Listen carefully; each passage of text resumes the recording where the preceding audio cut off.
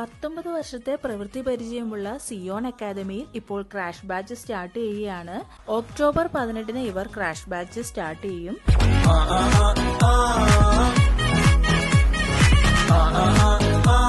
Zion അക്കാദമിയിൽ October 18 മുതൽ 10th CBSEയുടെയും +2 CBSEയുടെയും crash ബാച്ചുകൾ start ചെയ്യുന്നു.